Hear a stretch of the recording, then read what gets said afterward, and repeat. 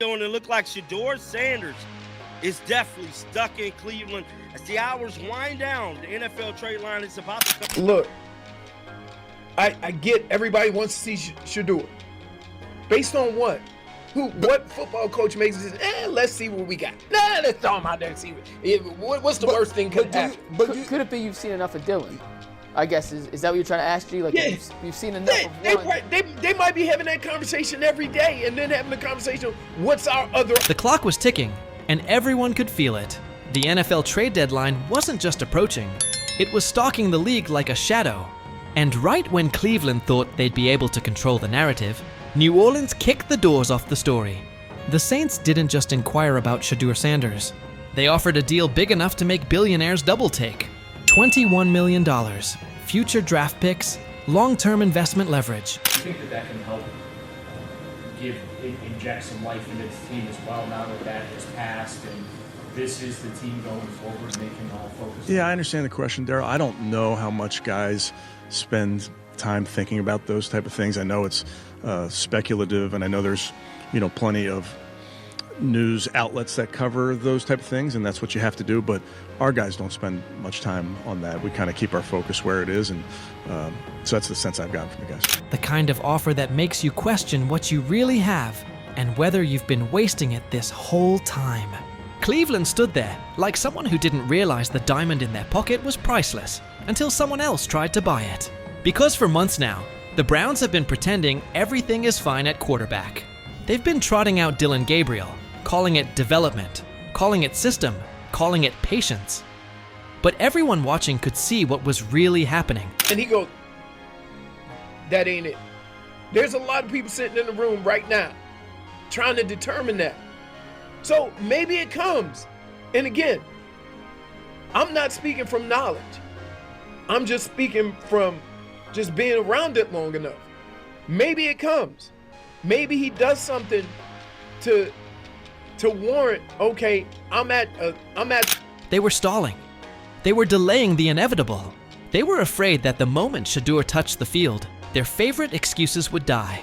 Because the truth is simple. Gabriel looks like a placeholder. Shedeur looks like a franchise. And Cleveland is running out of places to hide from that reality. Coaches can feel it. Teammates can feel it. Fans scream it every Sunday like a sermon that never ends. Yet the organization kept insisting Shedeur wasn't ready. Not ready to lead. Not ready to start. Not ready to carry the franchise. But ready to hold a clipboard? Ready to pretend he wasn't the most talented quarterback on the roster? That was the story. Until the Saints decided they'd seen enough. Did we not give Shedeur enough credit for what he did in Colorado, given how bad they are now? Speaking about Deion getting... When you look at Colorado now, and you look at Colorado with Shedeur as a quarterback, we like Mel Kiper up here. He should have been the first pick. Yeah. When you look at how bad they are, crumbled, and the way they can barely move the ball. Yeah. And so, yeah, Shadur Sanders was the Colorado. New Orleans wasn't subtle about this. They've been scouting. They've been watching practices. They've been studying sideline interactions, body language, arm mechanics, leadership moments. They didn't need preseason hype. They already believed. And when the Saints believe, they don't whisper. They make statements that shake buildings. They looked at Cleveland's quarterback room and saw a Ferrari locked in the garage while a compact rental was taking laps around the track. So they said enough. They drafted a trade proposal and sent it straight to Cleveland with the confidence of a team that already sees the future. $21 million guaranteed. Future picks to sweeten the pot. And structure that practically gift-wrapped Cleveland an exit from the mess they created. And that is when everything in Cleveland fell apart. Phones ringing. Front office pacing, like they were trying to outrun decisions they should have made months ago. Coaches arguing behind closed doors. Not about whether Shedeur was good enough. Everyone already knew that. They were arguing about what admitting that would mean. Because the moment Shedeur starts, it means the Browns made the wrong call to bench him. It means the coaching staff misread the room. It means the front office let ego override football logic. And that kind of admission doesn't come easy in this league. Meanwhile, inside the locker room, the mood was louder than any press conference could ever show. Players talk, players watch. Players know when the guy standing 3 feet away in the quarterback room has it. Sunday after the game was done, and again, remember, they just played a game, and he's talking to reporters. I don't know, I don't know who exactly he was talking to in the scrum, but I believe Mary Kay's reported the recounting of it, where he makes the reference of how it wasn't his call to be sitting down. It wasn't his call to not be the backup in that Patriots game, and you just have a week where it feels like we got no information. I don't know the status of it, and then he misses Monday's practice, and the whole thing, I don't know what it is, but something just doesn't pass the smell. And there were whispers, quiet but sharp enough to cut through any professional filter. Why is the franchise quarterback not playing? Why are we losing games that don't need to be lost? Why is talent sitting still while mediocrity gets opportunities? If you think players don't feel that, you don't know football. And then it got worse. Reports came out about Shedeur being frustrated. A sideline clip caught him muttering under his breath. Analysts turned it into a soap opera, but the locker room didn't need context. They already knew what the expression meant. It meant he was done waiting. Done babysitting incompetence.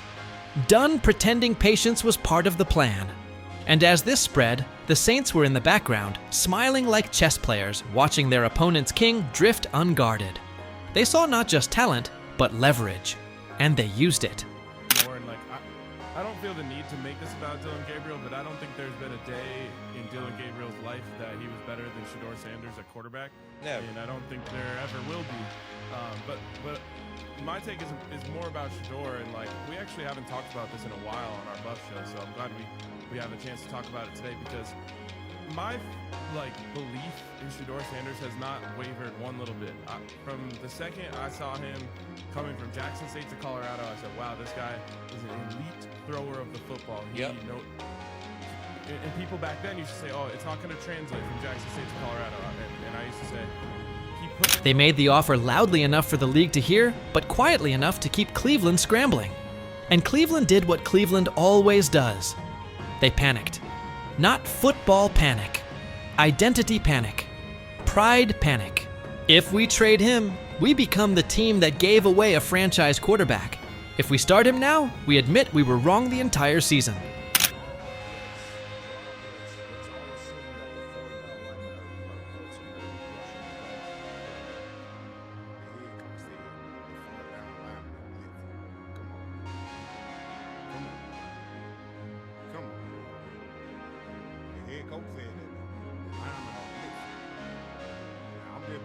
I'm being real particular with this. I'm being real particular. Because ain't nowhere in the world Shedeur a playbook against all that have errors on it. Jackson Dart clearly. So instead of choosing, they froze. And freezing is the worst decision they could possibly make.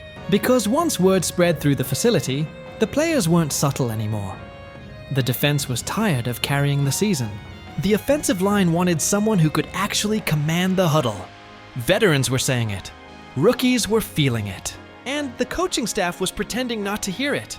Stefanski, stuck between self-preservation and common sense, looked like a man watching his own job security leak through his fingers. You ain't trying to change the franchise or the coach that don't give me. So you should know history repeats itself over and over and over. And I've done it over and over and over, so it should be no question why an NFL franchise should pick me. You think I'm worried about what critics say or what people gotta say? You know who my dad is? They hated on him too. So it's like, it's almost normal. Without people hating, it's not normal for us. So we like diversity, we like everything that comes with the name. That's why we are who we are.